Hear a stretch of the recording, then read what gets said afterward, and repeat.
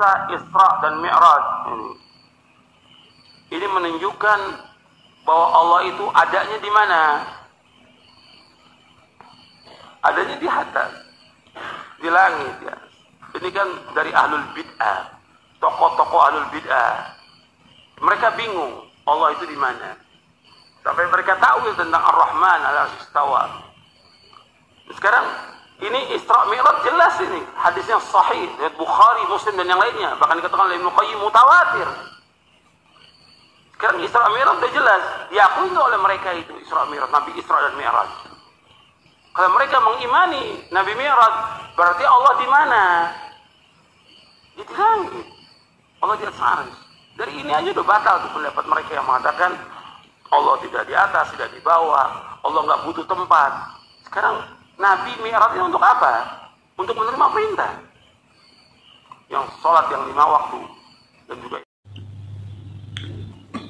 Assalamualaikum warahmatullahi wabarakatuh. Nahmadu wa nasta'inu wa nastaghfiruhu wa na'udzu billahi min syururi anfusina wa min sayyiati a'malina may yahdihillahu fala mudilla lahu wa may yudlilhu fala hadiya lahu. Asyhadu an la ilaha illallah wahdahu la syarika lahu wa asyhadu anna Muhammadan abduhu wa rasuluhu. Allahumma shalli ala sayyidina Muhammad wa ala ali sayyidina Muhammad wa ala ashabihi wa li dzurriyyatihi wa man tabi'ahum bi ihsanin ila yaumiddin. Pemirsa yang dirahmati Allah Subhanahu wa taala, alhamdulillah dengan memuji Allah pada kesempatan ini kita bisa bertemu kembali dalam kajian kita. Mudah-mudahan Anda semuanya, para alim, para ulama, guru-guru kami semuanya, teman-teman, sahabat-sahabat dimanapun berada, selalu dalam lindungan Allah Subhanahu wa taala. Pada kesempatan ini kita akan membahas mengupas kerancuan dari pemahaman Salafi Wahabi di sini, yaitu kesalahan dari tokoh yang bernama Yazid Jawas, atau nama lengkapnya itu Abdul Qadir Yazid Jawas, yang menganggap bahwasanya Allah ini ada di langit atau Allah ini bertempat di langit. Ya, ini kata Yazid Jawas ini, tokoh Wahabi, mengatakan dengan adanya peristiwa Isra dan Mi'raj ini menandakan bahwasanya Allah ini berada di langit, sehingga Rasulullah menjumpai Allah di langit yang paling tinggi, atau di langit yang ketujuh. Nah, ini akan kita bantah apa yang menjadi pemahaman Salafi Wahabi, karena sangat menyimpang dari ajaran Ahlus Sunnah wal Jamaah, sangat menyimpang dari pemahaman ajaran Islam yang sebenarnya. Memang kalau kita secara sekilas memahami bahwasanya memang ada beberapa ayat Al-Quran yang itu seolah mengindikasikan bahwasanya Allah ini berada di langit ya. Beberapa ayat Al-Quran misalnya sumastawa 'alal arsy atau 'alal arsy istawa misalnya. Dan beberapa ayat Al-Quran yang lain Allah ini bersemayam di atas arsy atau bersemayam di singgasananya. Nah, ini seolah-olah Allah ini secara fisik, secara harfiah ini Allah ini ada di langit. Kalau kita korelasikan dengan ayat-ayat yang lain, sebenarnya ini tentu sangat kontradiktif, sangat bertentangan dengan ayat yang lain.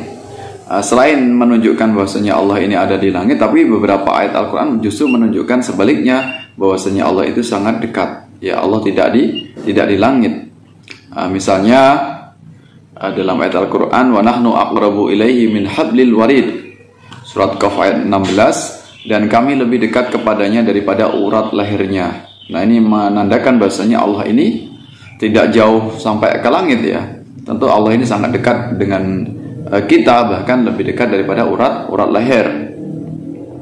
Kemudian dalam surat Al-Baqarah ayat 186, ini ayatnya berbunyi, wa idza sa'alaka 'ibadi anni fa inni qarib ujibu da'watad da'i idza da'an falyastajibu li wal yu'minu bi la'allahum yarshudun. Apabila hamba-hambaku bertanya kepadamu wahai Muhammad tentang aku, sesungguhnya aku dekat, aku mengabulkan permohonan orang yang berdoa apabila dia berdoa kepadaku, maka hendaklah mereka memenuhi perintahku dan beriman kepadaku agar mereka selalu berada dalam kebenaran. Nah, ini jelas bahasanya Allah ini sangat dekat. Ya, sangat begitu mudahnya Allah untuk mengabulkan doa hambanya, sehingga Allah ini sangat dekat. Ya, tidak bertempat di langit. Kemudian pada ayat yang lain ternyata Nabi Musa ini menjumpai Tuhannya, menjumpai Rabb-nya ini di lembah yang suci, yang disebut dengan lembah Tuwa. Dalam surat An-Nazi'at ayat 76 dikatakan, idnadahu rabbuhu bil wadil muqaddasi Tuwa.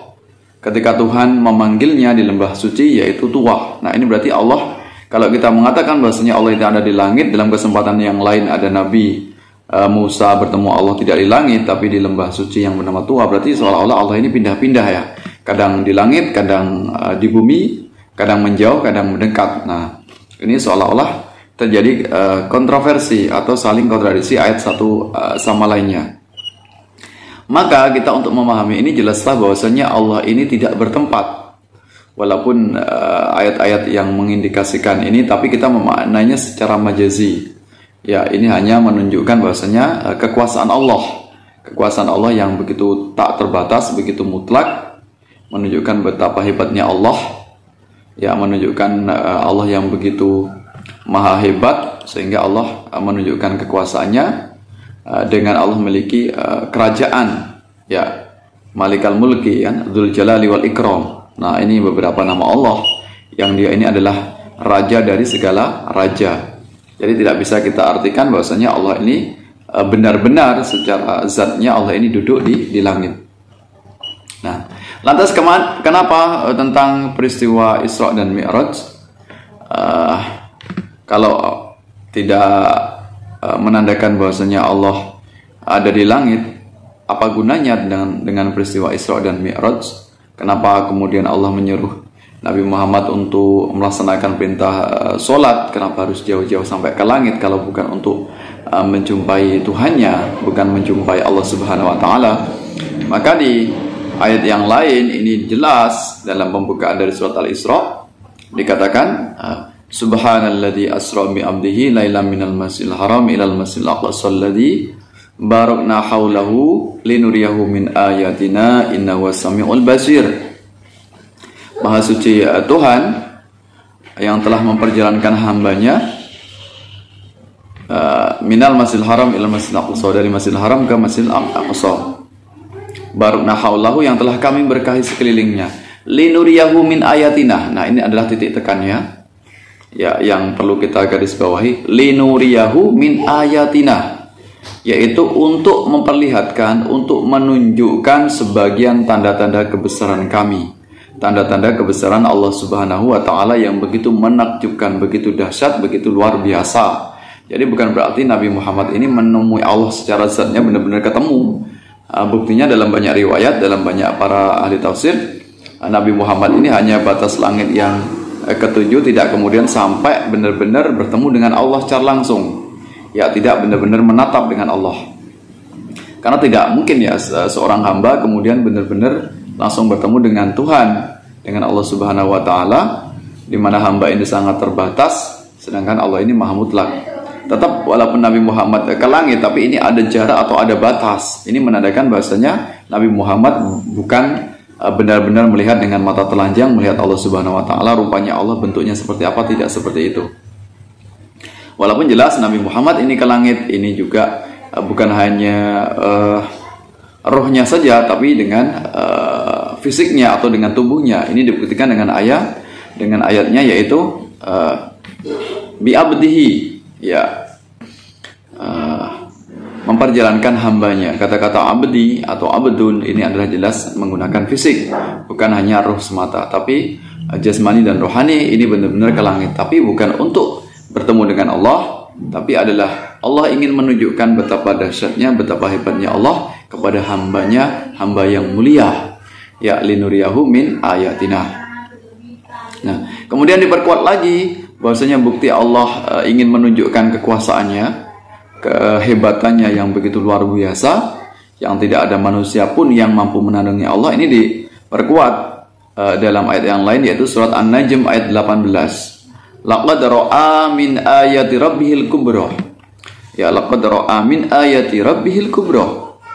Ya. sungguh dia melihat tanda-tanda ayat Tuhannya yang kubra, yang besar. Ya, jadi ini menunjukkan Allah Subhanahu wa taala kepada hambanya. Ini adalah betapa Allah maha hebat, luar biasa, maha kuasa atas segala sesuatu, sehingga Nabi Muhammad semakin terpesona, semakin tunduk kepada Allah Subhanahu wa taala dengan begitu dahsyatnya. Kenapa kok Nabi Muhammad sampai ke langit ingin menunjukkan Allah kekuasaannya? Karena jelas Nabi Muhammad ini adalah nabi pilihan, nabi yang istimewa, nabi akhir zaman, atau keistimewaannya di antara nabi-nabi yang lain. Ya, khatamal anbiyin, yaitu penutup para nabi. Ya, sayyidul anbiya wal mursalin, dia adalah penghulu dari nabi dan rasul. Jadi tidak ada yang lebih istimewa, lebih mulia di antara nabi-nabi yang lain, kecuali nabi yang paling mulia adalah Nabi Muhammad SAW. Sehingga Allah ingin menunjukkan kepada hamba yang paling mulia di muka bumi ini dengan kekuasaannya yang juga sangat luar biasa. Nah, ini jelas bukan berarti bahwasanya Nabi Muhammad melihat fisik secara langsung dengan Allah Subhanahu wa taala, tapi hanya Allah ingin menunjukkan betapa kuasanya Allah sehingga mengangkat hambanya ke langit. Nah, jadi ketika menunjukkan Allah ini adalah maha tinggi misalnya, ini bukan berarti Allah ini secara fisiknya ada di atas, karena atas ini juga relatif, karena bumi itu bulat, atas ini bisa berbeda-beda langit kita dengan penduduk atau manusia di bumi yang lain, karena bumi ini bulat dan berputar. Ya, tentunya langitnya bisa beda-beda sesuai dengan orang yang menempati bumi tersebut. Nah, jadi ini jelas sangat kontradiktif ya. Ya, kontradiktif dengan ayat Al-Quran, dengan hadis, dan juga secara sains. Ya. Nah, ini kerancuan dari kelompok Salafi Wahabi dalam memahami tentang Isra dan Mi'raj. Nah, kemudian apalagi yang menjadi kontradiktif atau kerancuan dari paham Salafi Wahabi yang menyimpang dari ajaran Islam? Seandainya Nabi Muhammad ini benar-benar menemui Allah secara fisiknya, berarti kalau begitu Nabi Muhammad ini benar-benar mencapai derajatnya sebagaimana Allah, karena bisa mencapai sifat ulu atau sifat ketinggian Allah, sehingga Nabi Muhammad bisa capai apa yang dimiliki oleh Allah Subhanahu wa taala. Maka jelas ini sangat mustahil, atau ada batas antara Nabi Muhammad seorang hamba dan Allah Subhanahu wa taala sang pencipta. Ya, jadi tidak akan mungkin Nabi Muhammad bisa mencapai ketinggian Allah Subhanahu wa ta'ala.